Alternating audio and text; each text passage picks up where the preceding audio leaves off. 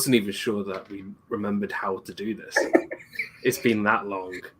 For the good of all Creed. For the good of all Creed. What is up, everybody? So good to see everyone. We are back. For Narnia! For Narnia. Oh, God. We are back. We are here. I know it's taken... This is way overdue. This is way, way, way overdue. I'm going to say it's my fault. But I think it's both of ours, to be fair. It's been so crazy with everything going on. The COVID thing is still lingering, but we are back. We're better, and we're all good. And this week, guys, ladies and gentlemen, we're going for I feel like this has become a bit of a Disney live-action classic. We are watching this week The Chronicles of Narnia, The Lion, the Witch, and the Wardrobe. Wow. I can't believe we're actually reviewing this film because this was one of my childhood films. I remember watching this as a child.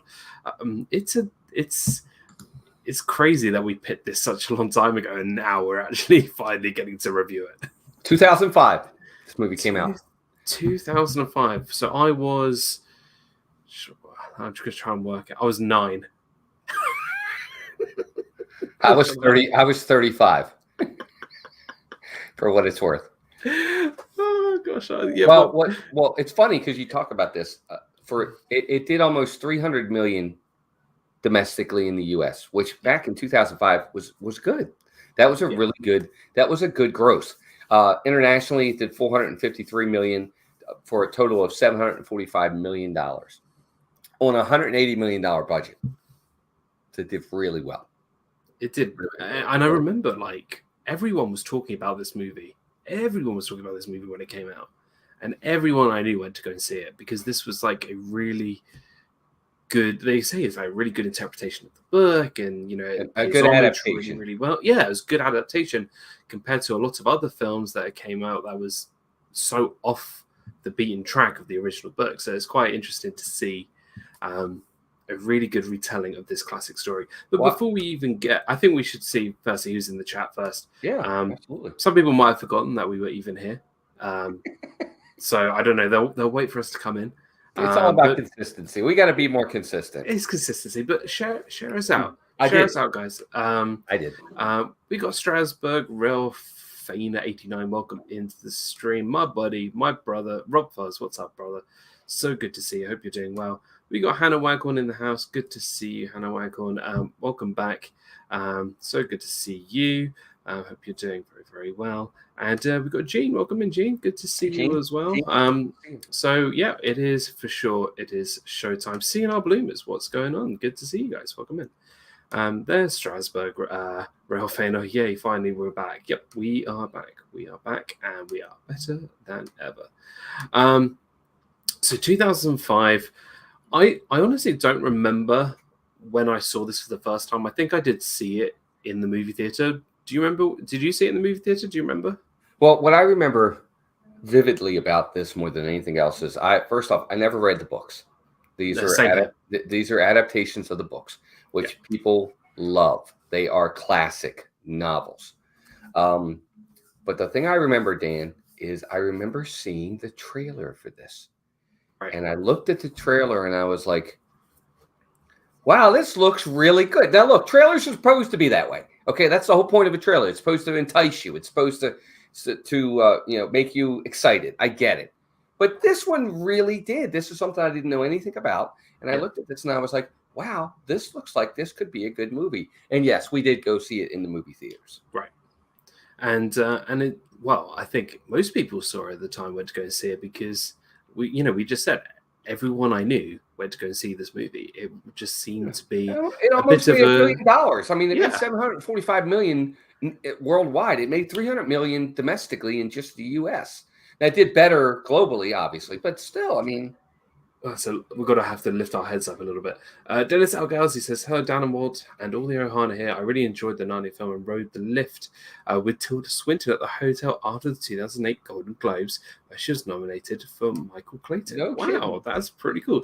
And yeah, Tilda Swinton in this movie, the Ancient One from Doctor Strange, I believe. Yeah, that's right, wasn't it? She's the Ancient One. But she plays the lead villain in this film. She plays the White Witch.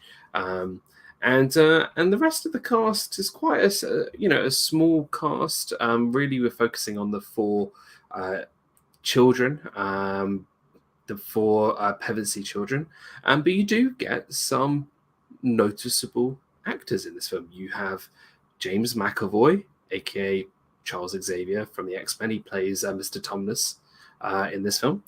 We get Jim Broadbent, who's been in like everything. He plays the Professor Kirk. I think he's the professor from the mansion. Professor Kirk. Yes, that's it. We got Kieran Shah, who's one of the him and Warwick Davis are wonderful actors for their disabilities. He plays the sort of the right henchman to the White Witch. James Cosmo. We've got amazing cast. So, but we have the big one. We have James the voice. James McAvoy. No, the main star of the film, in my opinion, Aslan, is voiced by Liam Neeson. See, I didn't know that until watching the credits. Yeah, it's Liam Neeson who is Aslan. Never seen the movie, but I actually read the book in third grade 35 years ago. Carlos, I'm not going to get on you like Marvel because I get it. Go see the movie. Just watch it. Because I just watch it. And then let me know what you think. I just wish that Liam Neeson did his Taken phrase in the film. That would have been so. I got to be honest with you. There are very few voice actors that can take on certain roles. You know, Darth Vader, James Earl Jones, Robin Williams, the genie. Robin Williams is the genie. There's certain ones. I really think that Aslan, and maybe because it was the only one I ever knew, I thought he did great. I'm sorry. I thought he was. It suited the character really well. I think so. So for what it's worth, and I'm glad they didn't get James Earl Jones because this is 1995. So this is after Lion King. You know, you could say they could go and say, "Hey, let's get James Earl Jones. Bring in Mufasa to and we don't need that. No, let somebody else do it." And I thought he was very good as Aslan. Could you imagine getting Jeremy Irons to do it? Get Scar to play Aslan. I don't know. Maybe. I mean, there are certain people I think could do it. I think Gandalf could have done it. I think Ian McKellen could have done it. Patrick Stewart. Possibly. Patrick Stewart could have done it. There are people, but I think Liam Neeson is not a miss for this. I thought he was really, really good. There we go. We've already brought up Lion King and Taken in the first 8 minutes of our review. And you guys should know this by now. When we bring up a Disney movie review show, we know that we're going to reference other movies that have nothing to do with the Chronicles of Narnia. Absolutely nothing. Who would have thought they would compare Taken and the Chronicles of Narnia? But it's a really wonderful sort of body of work to base a film on and to bring it to life. I mean, this film still holds up to today. Like the effects still hold up, the sets look fantastic, and just the story and the pacing. I think, and we'll get into the story and we'll get into the pacing of the film. I think that this film does hold up compared to that it came out 20 years ago. So it's good. Absolutely crazy. It's good. Yep. So now, bearing in mind, everybody, I saw this film the week that we pulled it, so that's probably a month ago. So I can't remember every single detail, but we know that I think we can get through this film quite comfortably. So the setting of this film. If you don't know the original, story, if you haven't read the book, it's set during the World War, and World War One, I think, or is it? I think it was two. I think it was World War One. Because World War One is the early 1900s. Harry Lovell, welcome in. Hey, Harry Lovell, welcome in. I met Harry and his wife at Disney. Oh wow! Oh, they're from the UK, I think. I think they're from the UK, and I apologize, Harry, if I'm wrong. But they were there. Him and his wife Kinga, and their children were there, and they met us at Animal Kingdom. Well, Harry, let me know whereabouts you're from, because I think it is. I know he's across from the UK. And I apologize, Harry, if it's not. I've lost my train of thought. World War One or World two. War. I believe it was World War One. Looking at I think it was too. The costumes and the setting, it looks more World War One than World War Two. And literally, as it did happen during the wars, where the kids were sent off, to settle around the country in a safe haven, while the parents stayed in London and the big cities to fight the enemy. What is road trip, Dave? Hey, Good Dave, to see you, what's up, brother? man? Good to see you. So long. It's been a long time, brother. Welcome in. You're from Durham. Okay, I'm a London boy, so we are not anywhere near each other. But it's great to see another Brit in the stream. So welcome in. So what was I saying? So the children are sent off on this train, leaving the mother behind, and this is a family. This is a 4-sibling family. Everyone kind of gets along with each other, but then they also have brotherly and sisterly arguments, as most siblings do. Lucy, Susan, Peter, and Edmund. Pevensies. Lucy is the baby. Yep. And then there's Edmund, and then there's Susan, and then the oldest is Peter. And Edmund is a little bit of the wild horse, isn't he? The dark horse in the family. He's a bit more sort of arrogant, and immature, more immature. Very immature for his age. Likes to pick on Lucy, and it's a bit more. He needs to be sort of railed in by Peter and Susan. It was evacuation in 1939, so it was World War II. Okay, I couldn't remember. I knew it was I don't know why I thought it was the First World War, but thank you, Carlos. So it was the evacuation of 39. Thank you. By the way, Harry's in Durham. Durham, Durham, which is up north, which is more near Adam from Adam's Land, whereas me, southerner, better. No, I'm kidding. So, yes, they get all sort of evacuated out of the city, and they end up in this big, gorgeous mansion, where they're just, trying to keep themselves sort of busy and living and busy and playing and while the war is going on. Right. And we're going to, skip a lot of the smaller details because we just want to get into the real bulk of the film. So people don't like Dan. What? What do you mean? Dan doesn't like. I like the Northern. I like the Northerners, just not as good as the Southerners. Kidding. It's true. So they end up playing sort of some games, and one of the first games they play is hide and seek. As back then they didn't have electronics, they didn't have PlayStations and Nintendo Switches. They had to actually play games, and they decided to play sort of hide and seek around the mansion. I mean, if you got a mansion, well, why don't you use the mansion? So they all run around.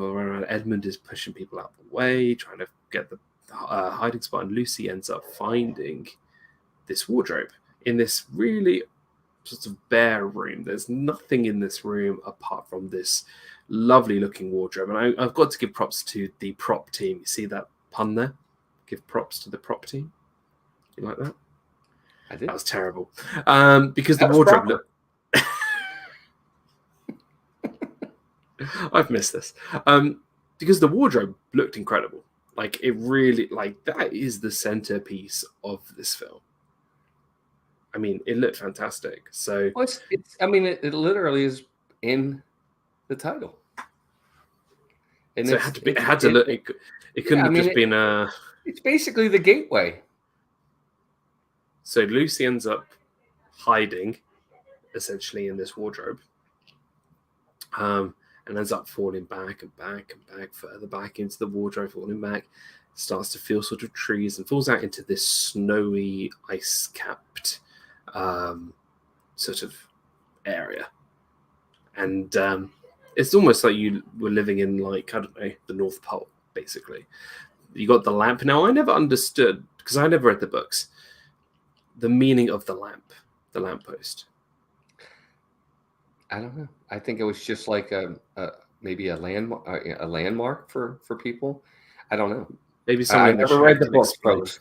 So everything we're doing, well, I mean, the adaptations are always going to be different than the books. So, and I never read the book. Maybe, maybe that's why. But I don't know if there is a significance to it. Ultimately, in retrospect for us, it's a lamppost, and that just happens to be where she comes out. Maybe it's just a thoroughfare that is often traveled, and that's why they have a lamppost there. I don't know. I know at the end of the movie that lamppost comes back again as sort of a reminder to them of where they came from. But anyway, so she's at this lamppost, and then she gets a little bit of a shock from James McAvoy's character, Mr. Tumnus. Now, this must have been one of James McAvoy's earliest roles, because he looked really young in this movie. And I'm a big James McAvoy fan. I really love him in a lot of films. I think he's great in the X-Men films. If you've ever seen the film Split, I mean, this film is completely different to The Lion, the Witch of the Wardrobe, but the film Split is one of my favorite sort of thriller films. It's a fantastic movie. So if you haven't seen Split, go check it out. But he's a really, really fantastic actor. And he just looks so young in this film. Like, you can't really sort of picture it. But anyway, Lucy and Mr. Tumnus, they go sort of back to his sort of cave. Well, she kind of trusts. Yeah, he's very likable. He's very charming. He's a nice guy. He's not, Lucy's what, 8, and he's very nice. And he, she's kind of fascinated by this world that she's fallen into. She can't believe what's happening, and so he takes her back to his place.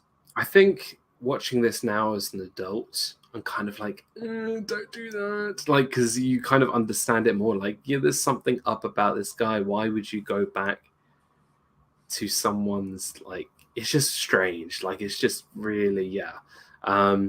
So they go back to Mr. Tumnus's sort of little sort of shelter, his home, and he's playing this really sort of creepy music, like, and the fire from the fireplaces creating all this like imagery of sort of capture and death and all this kind of thing. And it's really sort of, it took a little bit of a dark tone, which I didn't think this movie would go into, which I thought was great. I thought having that sort of depth was quite good.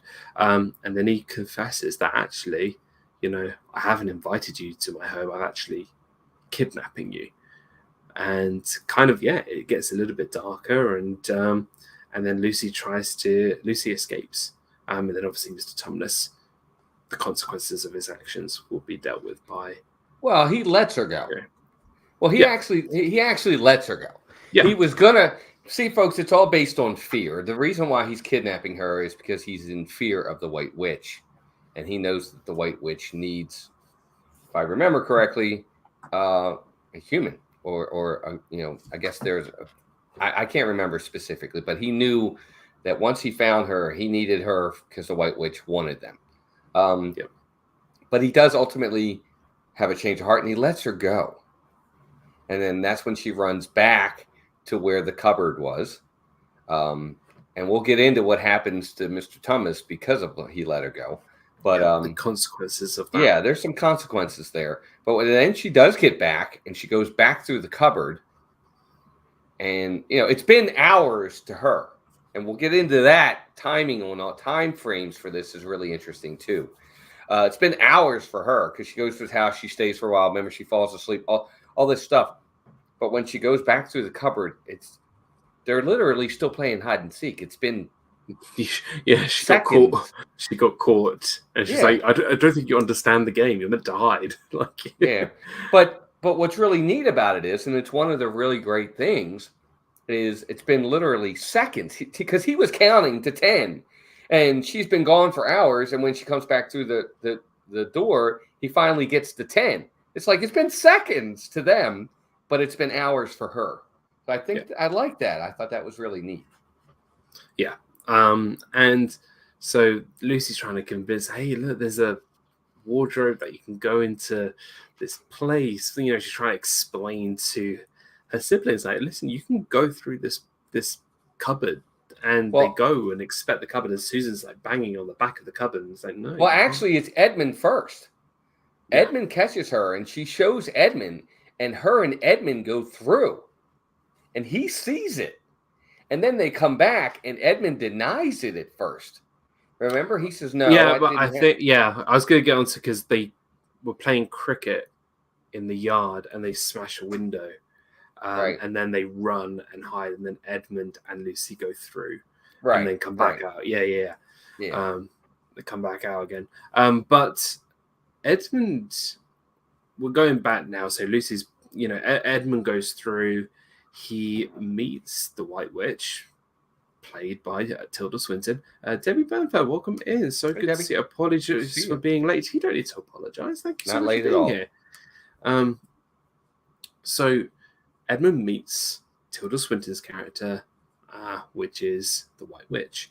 And she's, at first very motherly. She's very sort of, protective and, helpful. She offers Turkish Delight. And if you've ever had Turkish Delight, it is absolutely disgusting. So don't ever have it.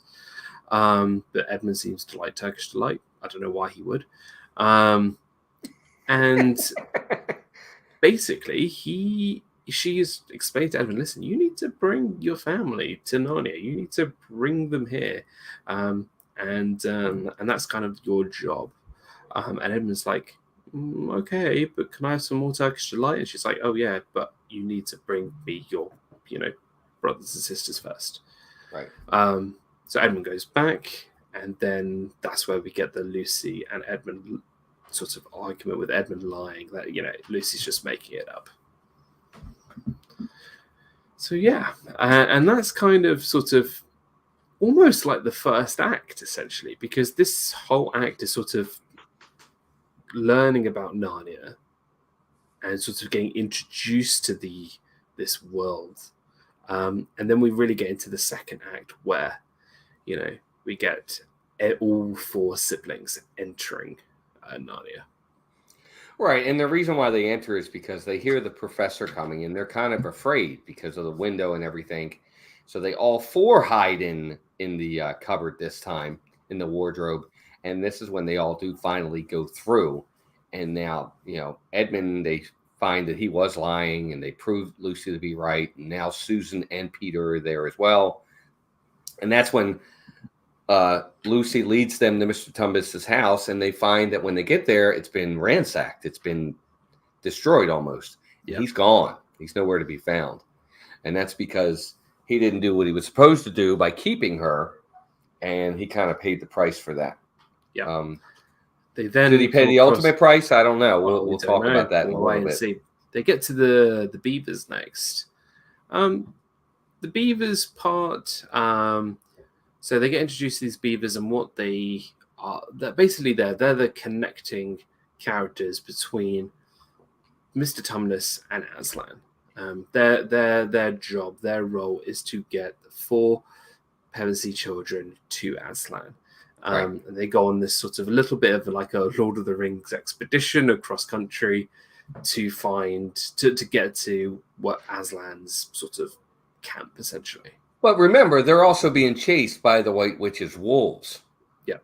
And they're being hunted, actually, because, again, there's prophecy that these four children are coming there to rule and take down the White Witch. And she knows it. Everybody knows it. They're all there because, they know who they are when they get there. And it's like, it's all very done really well. I may not be explaining it very well, but it's really done well. And the animals actually talk. Which, again, this is Narnia, but they can. And that's really neat, too. And they're like, wow, you can talk? And they're like, yeah, we can talk. So, one of the biggest things, sort of movie cliches I hate is the word prophecy. I hate it because whenever you hear in a film, oh, the prophecy is for you to destroy the bad guy and rule, blah, blah, blah, I'm just like, that's just like giving away the film. You could just say, oh yeah, just I can go home now because they've just told me the ending, because you will know that the prophecy is going to come true. You know by the end of the movie it's going to come true. And it's one of the cliches I just hate. I just can't stand it. I'd rather them not talk about a prophecy. and just end up just doing it. Right. That's one thing I don't feel like I need to have an explanation. Right, and that's where I'm different. See, to me, if I agree with you. Ultimately, I have no problem with that because you're right. It kind of gives away what's gonna happen. I have no problem with that. Sometimes things can be predictable. It's not about the ending as much as it is the journey that gets them to the ending that means the most to me. I know that in the end the good guy's gonna win, but how he gets there is what I'm interested in. So that's why for me, prophecy I don't mind as much because I understand that ultimately Harry Potter's going to kill Voldemort. That's the prophecy. How he gets there is what I'm interested in. How does he do it? Who gets sacrificed in the journey? Who makes it? Who doesn't make it? What they have to sacrifice. That's why for me, I get what you're saying on prophecy, but it's less about the prophecy and more about the journey to fulfill the prophecy that I like. Which is what we get here too. Which is what we're going to get here. Yeah, absolutely. And I totally agree. I think it's more of how we get to that point. We know what the outcome is, but how do we get to that outcome? So they get chased by the wolves, and then we get introduced. And this is probably one of my favorite scenes from the movie, where the children think they're being chased by the White Witch in the sled, and they start to hide. And then they end up meeting Santa Claus, which I think was a brilliant twist. Like, it was a brilliant, unexpected twist. And I think it's great. I think it's such a clever sort of trick that they played for, us as the viewer. Right. Now you got to remember, it's just the three at this point because Edmund is with the White Witch the whole time. Yeah. Okay, it's just Lucy, Susan, and Peter that Santa Claus meets. And what's really neat about that as well is he gives each of them a gift, and it's an important gift. Now Lucy gets a dagger, and she also gets the healing potion, doesn't she? Susan gets the arrow and the bow and arrow, as well as the horn. Right. And then Peter gets the sword. Sword and the shield. Yeah. Yes. Which I think the scene is great. I think it's really unexpected, and it was a really, really enjoyable scene to have. So I agree. It took a little bit of the tension off because up to this point, there's a lot of tension. We now know the White Witch is really actually a bad guy at this point, what she's trying to do. We see that they're being chased this entire time and almost got killed several times in this chase. And it was a nice little reprieve, even if it was just for a few minutes. And you know what? It's what I really like about good writing, good direction. Because sometimes you watch a movie and, if you're trying to cut tension, they'll just say like a joke. Whereas this, it's not a joke. It's more of an uplifting feeling. Yeah, it's a relief, actually. It's a relief. It's help. And I agree. And I feel that I think that is such it's really good directing. It's really, really good. Yeah. So they get all this sort of gear and stuff, and they defend against the wolves. And they end up finally making it to Aslan. Surf Bum John, what's up? Good to see you, brother. Welcome in. Good to see you, John. So they end up making it to Aslan's camp. And they're there, and they sort of have discussions, and they talk, and we get to meet Liam Neeson's voice acting ability with Aslan. We get to introduce to all these sorts of mythical creatures. We get to introduce to centaurs and there's rhinos there, and there's leopards there, and there's bears there, and there's polar bears there, and there's tigers. JNL Travels are there. Welcome in. Good to see you. Welcome in. All sorts of animals. There's birds, and there's falcons, and there's all these other animals that are there too. I agree. I think it's one of the parts of the movie I like the best are the different types of creatures in this world, both good and bad. But yeah, I was about to say good and bad because seeing like creatures like minotaurs on the White Witch's side, it was really cool. So I think it's great having all these different creatures there, and so basically Peter, Susan, and Lucy are there with Aslan. They're trying to figure out a way to get Edmund back. But then the White Witch shows up. Will Lovers, welcome in. So good to see you. Welcome. Good day to you, Mr. Good evening, Tumnus. Walt. Good night, Dan. Good day to you, Professor Tumnus. I love it. So the White Witch actually comes to Aslan, and you can clearly tell, like, sort of the costumes and designs, because all the sort of Aslan supported characters are all sort of bright creatures. Like their fur is bright, the armor is bright, everything is bright. Whereas sort of the walkway where the White Witch is walking down, they've got sort of these dark creatures, dark fur, dark armor, all that kind of stuff. I think it's really, really clever.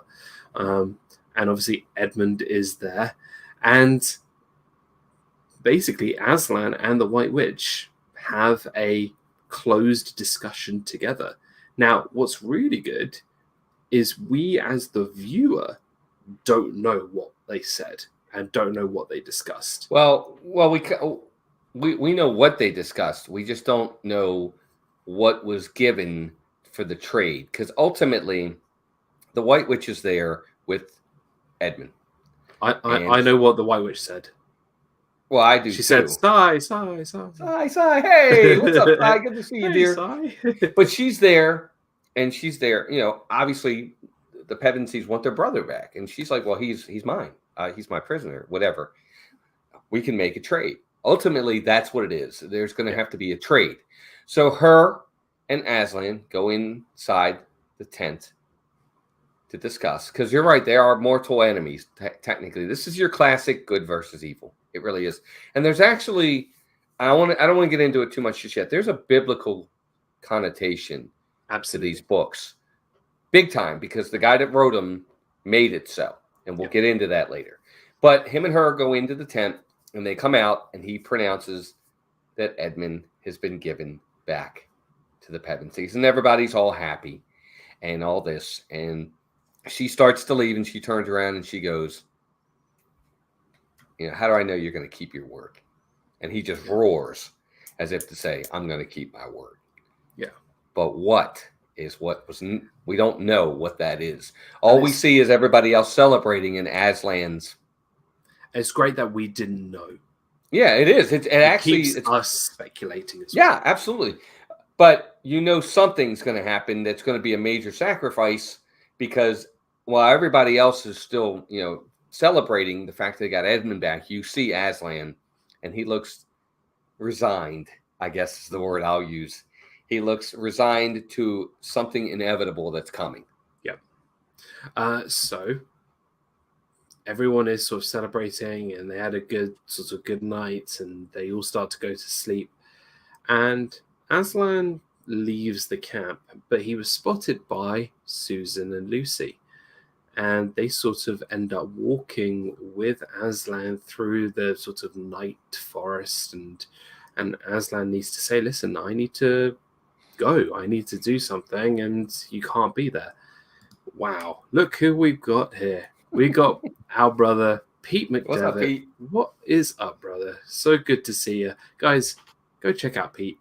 He is live. He streams like every day.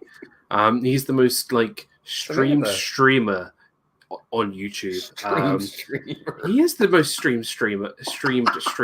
He is like every time, and it's great. Even though Pete, you're the most streamer, dude. But you know what? Like, what's great about, because I ninja watch Pete a lot, and he's talking about like all these sports games, and like I just have no idea what's going on. Because I don't know anything about like American football or basketball, or I don't even. It's great. But guys, I'll tell you what. I'll teach you baseball if you teach me cricket. How's that? Oh, cricket's amazing. Oh, you'll love it. Samantha, what's up, Samantha? So good to see you, Sam. Welcome in. Welcome. Movie Mania Nick. What's up, my brother? Welcome. I just want to know what a wicket is. What's a wicket? A wicket? No, I know what a wicket is. It's an out. I know what it is. It's an out. It's an out. We got Sai saying, "Fun fact, I love this film so much. I watch it every year and love it dearly and rewatch it. And also, I have a lot of music from the film on my playlist." Wow, did not know the that. score is very good. I do like the score of the movie. So we get to this sacrifice table, and we get Aslan sort of walking up up to this sort of ruins, and you get all these like dark creatures who follow the White Witch, sort of orcs, demons, bullying him, yeah, right, and they end up shaving him, like, crazy. Well, the connotation is Christ. Yeah. Okay, when he's carrying the cross and he has to wear the horns and he's being spit on and he's being, ridiculed on his way to his crucifixion. Yeah, absolutely. That's the connotation, to be honest with you. Yep. Okay. No, it's I'm sorry, but this does have a religious connotation to it. Of course it does. And the author of the books had a very religious connection. Yes. So, and he ends up being killed, Aslan being killed by the White Witch. Sacrificed, basically. Sacrificed on the sacrifice table, sacrificial table, whatever it was. Yeah. And Lucy and Susan end up staying with and they see it, they witness it. Once all the creatures are gone, they end up staying with Aslan's body during this time.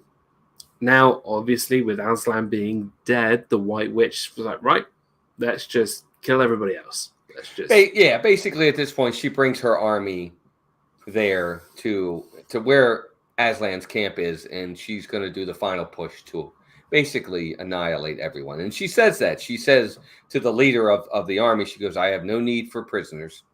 Kill everyone. That's what she says. She literally says it. I love the sort of the standoff. One side where the Minotaur's on the rock and he's like lifting up his sort of axe and bringing all of the bad creatures. And then you've got sort of Peter and Edmund and all of the good creatures on one side of the field.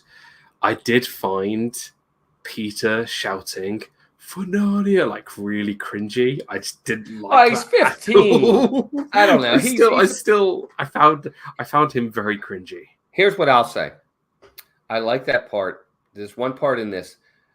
I have to give so many kudos to the fight scene. The battle scene in this movie is done really, really well. Hey, George. Hey, George, what's up? But one of my favorite scenes is when she's charging and Peter looks over at the Minotaur, the general of his army, and he goes, are you with me? And he looks at him and he goes, to the death. Yeah. That's a really cool thing. He's like, I'm with you. Seeing the centaur get the two swords out and like slicing through everybody. Yeah, but when he says that to him, he looks at him and he goes, are you, because they're outnumbered like 5-1 easily, 10-1. And he looks at him and he goes, are you with me? And he goes, to the death. Yeah. And that's like, it gives me goosebumps thinking about it. It's like, darn right, I'm with you, brother. We're going down together. But we're going. And the battle is clearly going in the White Witch's favor. But it's done really well, Dan. When they do the slow motion of the two armies coming together, and then they open it up and let them. It's like really done well. It reminded me of It reminded me of films like Lord of the Rings. Oh yeah. The Battle of Pelennor Fields when the Rohirrim charge. That's it. That's Return of the King, wasn't it? That's Return of the King. Return of the King. And even the same in Two Towers when at Helm's Deep. At Helm's Deep. Same with Game of Thrones with the Battle of the where where Sansa's army came to fight to join the fight. Like it reminded me so much of those classic really, really fantasy war films. But you see the bad side. It has orcs. It has polar bears. It has minotaurs. It has all these tigers that are bad. On the other side, you have cheetahs and you have centaurs, rhinos, and centaurs and birds. And it's like really, really cool. And it's done well. I was expecting Samwise Gamgee going, the Eagles are coming. Or something. It wasn't Sam. That's actually one of my favorite parts of the movie is in Lord of the Rings is when he talks about the Eagles. It was Mary, wasn't it? Who said the Eagles? It was Mary that said it, but it was still. That's a whole nother thing. Go. There's a reason. there's a significance behind the Eagles coming to that battle. but I won't. We need to do when we do our non-Disney movie review. We need to make sure we pick one of the Lord of the Rings. Yeah. It's just done really, really well, and so then we cut from the battle back to Lucy and Susan with Aslan, and something amazing happens. Well, Aslan is resurrected again. That sort of biblical aspect. Yeah. He gave his life. He gave his life for many, and he was resurrected. That's the connotation.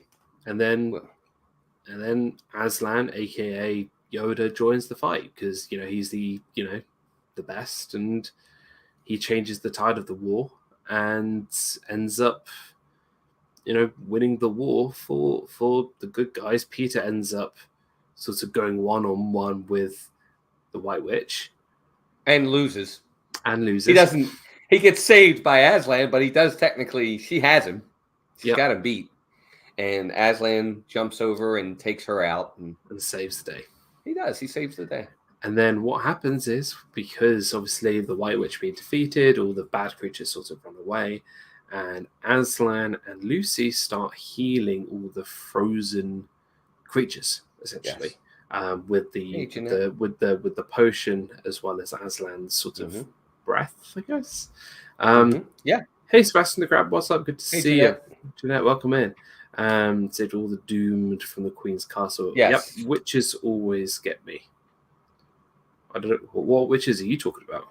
I don't know. I'm not even going to ask. And then we have the coronation. The coronation, where they get Peter the Tall and Lucy the Smart and Edmund the Betrayer, whatever it was. I don't remember. The Cunning or something like that. Cunning, I don't remember. Whatever. And then they all grow up. They start running through the forest. Let me get into that a little bit more, because this is, I think, one of the best parts of the movie for me, and it's the end. But it's really done well, and I'll let Dan explain it as well, kind of his take on it. They don't leave. They stay.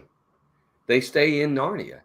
And they literally have grown up into their 30s, probably, or late 20s into their 30s. They have beards, and it's played by 4 totally different people. They're adults now. They have grown up. They've stayed there for at least 10, 15 years. Yeah. And they're all on horses, and they're running through the woods. And this is where it really is neat. It's sad but cool at the same time. They come to the lamppost again, where it all started. And Lucy stops, and she goes, "Man, that looks really familiar to me." None of the other ones remember it, but Lucy does. And she's like, "Wait a minute. Spare she calls it, which is the spare room, but they call it spare And she leads them in, and they are kind of getting caught inside, and then they're back in the cupboard as adults. And then they push through. And they're all children again. And they're all children again. It literally was minutes. It literally was minutes from when they first went in. They're little children again. And the professor comes through the door. It's really neat. And they go, "What have you guys been doing?" And he'll go, "You probably wouldn't believe us if I told you." And he looks at him and goes, "Yeah, try me." And that's it.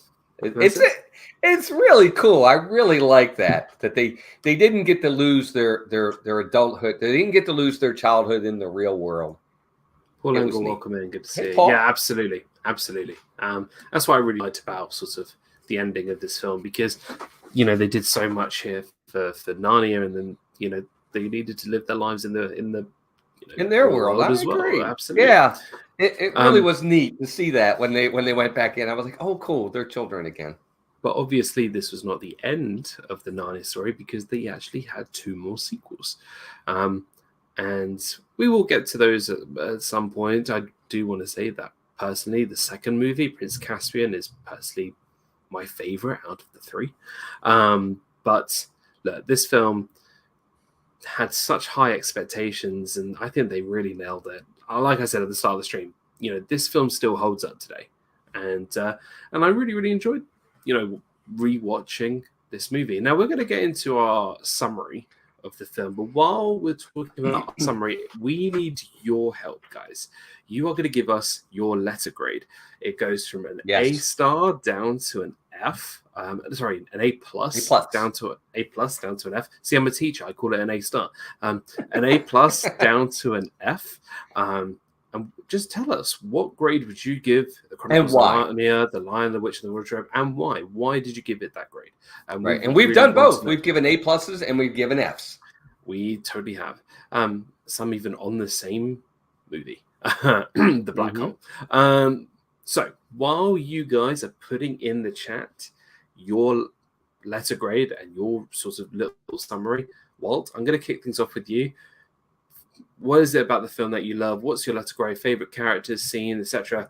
Go for it. Okay, sure. Jack Jones, what's up, brother? Good to see you. Welcome in, Jack. Good to see you tomorrow, Jack. Playing some golf with Jack tomorrow. Nice. Well, I just think this is a really well-told story. From what I've heard, it's a really good adaptation of the books. I never read the books, so I can't really compare. But I've heard from other people it's a really good adaptation of it. I do like the religious connotations that are in it. As a person that is a Christian Catholic, I like the correlation there. I thought the cinematography was really done well. I love the lands. Everything looked really well. The fight scene, the battle scene was extremely well done. I just love the slow-mos, the different angles, the different things they did there. It told a great story. The characters were fun. The bad guys were the type of bad guys that you really like to see lose. And the good guys are the good guys you really like to see win. I really enjoyed this film a ton. The music, the score was good as well. I'm not as big a fan of the sequels. I think this is the best of them. But I love this film. I think this film is a lot of fun. My favorite scene is probably the scene where Aslan is resurrected. And again, the scene where he asks him, are you with me? And he goes, till the death. I really like that. I like loyalty. I do. I just like loyalty. Nice. My favorite character is Aslan. I'm sorry. He just is. He's fantastic. I love Liam Neeson in this. He's so cool. And for me, it's very difficult to give anything an A plus, but I do give it an A. This is a really, really good film. I could watch this any day of the week. If it's on TV, I will stop and watch it. There really are no slow points in this film. It really is done well. That's my grade. Brilliant. Really, really great for you. Before we get to mine, I want to read out some of the letter grades. Sai gives it a B+. In my opinion, I seriously love it. Feel good. Has important meanings, e.g. religious touches, good storyline, and captured attention. Yeah, absolutely. Hannah goes, for the first time, I'm giving the film an A+. The story really captures my emotions, and I feel like there with the main characters. The character progression and the cinematography are top-notch. Absolutely. Will Lovins gives it a B+. Sai also says, P.S. The Beavers were my favorite characters. Sebastian the Crab, Jeanette says, I need to rewatch this. I read the books as a child. Don't remember much about it. I think I saw the film, but I really can't remember. It's been too long.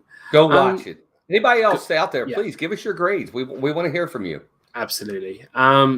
So while people are still putting in their letter grades, I'm going to give my letter grade. Now, for me, I really enjoyed this film.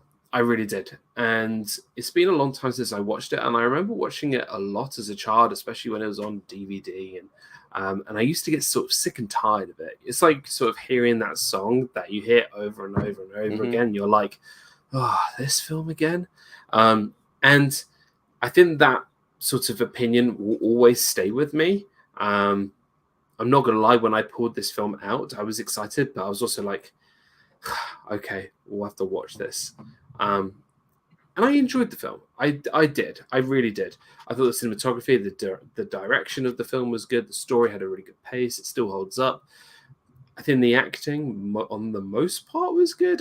I just didn't get on board with the child actors that much. I thought some of the times the acting was a bit too cheesy for me. But apart from that, the music's great. The score's great. The cinematography, you're right, it's really, really good. So I'm not giving it an A. I'm going to give it a B. That's a good grade. That's a good grade. Yeah, I'm going to give it a B. I actually bumped it up from a B minus, but I'm going to give it a B. I don't think I could give it any more than that for me. I think for me to give it at least an A minus, I'd have to say it's great. Like I'd say this is pretty good, and that's just me personally. Debbie Burnfeld.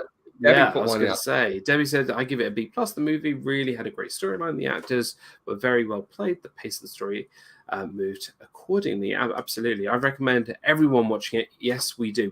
I think everybody should go watch this movie. Absolutely. It does make you feel like a child. Yeah, Jeanette, go back and watch it, especially because you did read the books. I would love to have your take on whether or not you thought it was really a good adaptation. We're a Disney book club here. Absolutely. B+ for Movie Mania Nick is a fun adventure story. The actors did a great job, especially hearing Liam Neeson as the voice of Aslan and very young James McAvoy as Mr. Tumnus. Absolutely. Yeah. We definitely enjoyed that aspect as well. Mm-hmm. But yeah, we really enjoyed this film. Please, guys, if you are watching the replay, go out, watch this movie. We really did enjoy it. But I think it is time for the poll to get the box out. So next week it will be on Walt's channel.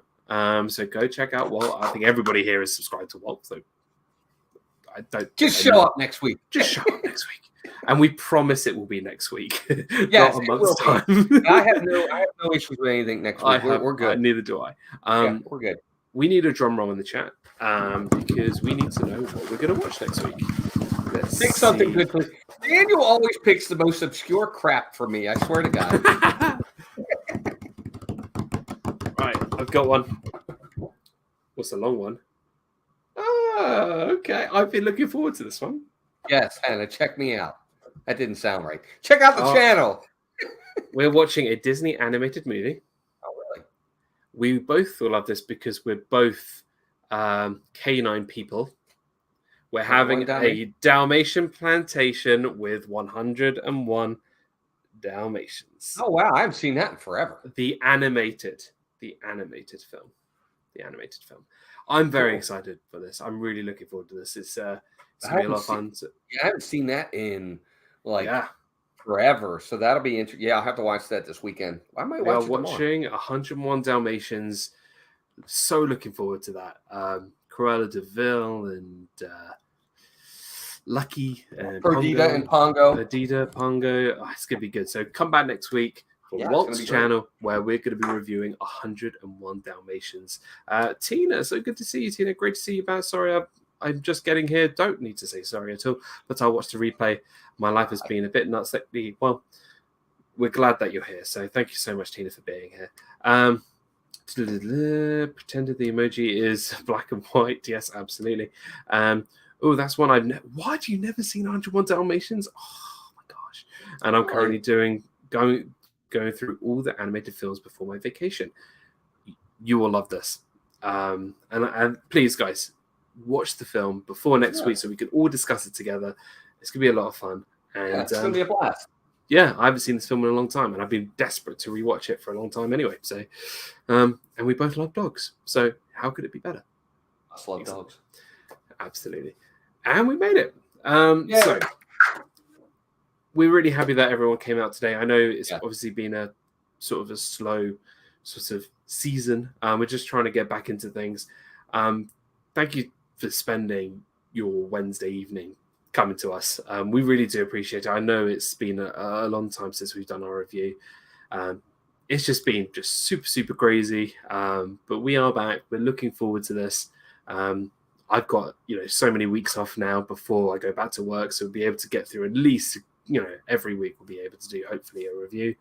And we're also counting down the days till I arrive in Florida. So I think we're under 150 days now. Nice. So really, really exciting. Still haven't booked tickets or parks yet, but we're going to do that. You'll get there.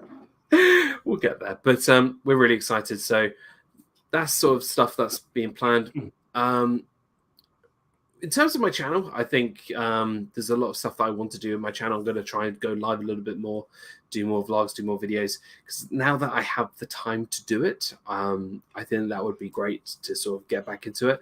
For me, I made sort of a decision that my channel is just going to be free. Nothing to do with finance, nothing to do with money. So there'll be never any advertisements on any of my videos, no ads. There'll be no super chats, no nothing. I just want it to be just all free, everything free. And that's always what I've wanted. So it's just a bit of a small announcement just before we head out. So, and I just wanted to make that. I'm trying to do another movie fights. Trying to sort of plan that together. I know it's been a while since I've done a movie fights episode, so I'm going to try and get that Disney fights episode. So we'll get that going as well. But I'm not the busy one out of us two. It's more this guy who's the busy one. Because I'm assuming you've got some live streams coming up this weekend. Not actually. Well, as everybody knows, family's in town. Walter and Andrea are down. They've been down since last Friday. They'll be down through Sunday. We actually won't have any streams this weekend because Saturday we are all going to Clearwater. We're going to spend the day at the beach, Water, Florida. And Sunday is their last day here. So we want to try to spend that last day with them before they leave. So actually there won't be any streams this weekend, but I'll try to fit a couple in during the week next week. So obviously Tuesday night to Sanity, we'll be back for that. Probably from a park, and then maybe Thursday or Friday of next week. And then in the next weekend, we'll have our normal streams. But yeah, no streams this weekend, which is a kind of a bummer, only because we're really close to 13,000 subs. We're like at 100. We're 100 away. I think we're at like almost exactly 100 subscribers. I'll just make 100 accounts and just subscribe. Well, I appreciate that. But other than that, no, just thank you everybody for joining Dan today. I know it's been a while. We need to be more consistent.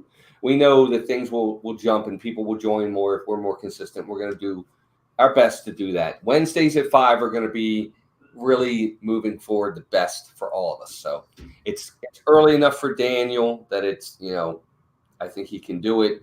Even when he goes back to work, he can still do it. Yeah. And it's fine for me because I get, I'm done work by 4:30 anyway. So I should be having no issues. So we appreciate that. Debbie Bernfeld quickly says, I'd love Dan and Watt to do another movie review of Harry Potter. I'm remember that, that actually makes us really sort of happy to hear sort of a comment like that because, we love doing our Disney movie reviews, but, if there are other sorts of franchises and other movies that you would like us to review, then yeah, we could definitely consider doing things like Harry Potter, Lord of the Rings, things that aren't under the Disney bubble that we both are passionate about, maybe sort of expanding to, outside of the MCU, looking at things like the X-Men or Spider-Man. It kind of is now in the MCU. But yeah, if you really enjoy sort of films from other franchises, then maybe Walt and I may have a discussion in the green room about it. Yeah, so we'll see what we can do. Absolutely. But I think we will definitely do a non-Disney movie review as one of our random movies to watch because that's always quite fun to do as well. We'll definitely consider looking at Harry Potter as well because we both enjoy Harry Potter. We both are big Lord of the Rings fans as well. So if you guys are into Lord of the Rings, for sure you can recommend that, especially as Rings of Power is coming out. So could be fun. DC, yeah, we're both Walt and I are big comic book fans as well. My favorite comic book character of all time is a DC character. Cap is number 2.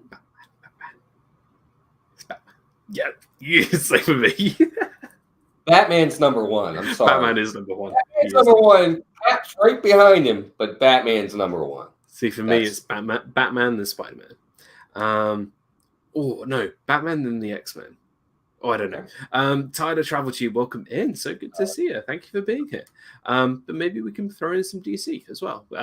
As long as it's not Batman v Superman, and then I'd rather do Batman and Robin with George Clooney.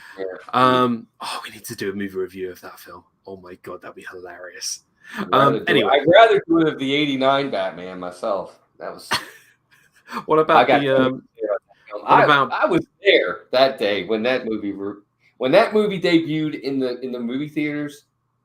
I was there, and let me tell you, I was because remember up to that point, I know we're getting into stuff that's The only thing we ever had when it comes to Batman Adam is West. the 1966 Adam West. This is the first time on the big screen that we had Batman. And as an 18-year-old, I'm like, holy cow, this is fantastic. And it's really we could do what started the whole comic book craze was that movie. I know we had Superman in the 70s and they did good. But this movie is the movie that said comic book movies can be blockbuster movies. Should we do a whole stream on Batman? Oh my god, I would love That'd to. Be so good. Not just Batman 89, but like Batman. Well, we can rank all the Batman movies. Yeah, something like that. Oh my god. And the Batman animated TV show from the 90s, because that was unbelievable. Hi, Christine. Hey, Christine Hitman, so good to see you. Thank you for being here. We're actually going to wrap things up here. So as Walt just said, he isn't going to be streaming this weekend because of family. I may stream. I won't be streaming this weekend because I'm actually going away for the weekend. But we will be back on Wednesday on Walt's channel for our review of 101 Dalmatians. It's going to be so much fun. We're looking forward to that. And we're going to put some things in the works for the next couple of weeks. We're going to have a lot of fun. I may do countdown streams to Disney. That could be quite fun. Because that's coming around the corner. December is coming around the corner, and I cannot wait to see my family, my Disney family. That's the thing you're talking about, yep. Yeah, so we're looking forward to that. And I think the most important thing about going to Disney, well, apart from going with my family and seeing my friends, is the food. So yeah, we'll probably talk a lot about food. But yeah. Anyway, guys, we're going to wrap things up. Thank you so much, everybody. We really do appreciate it. Thank you, everybody who joined. We'll see you on Wednesday next week. All of you, for 101 Dalmatians review. Thanks so much, guys. And we'll see you whenever, for the good of all three. Bye, everybody. Take care. See you later. Bye-bye.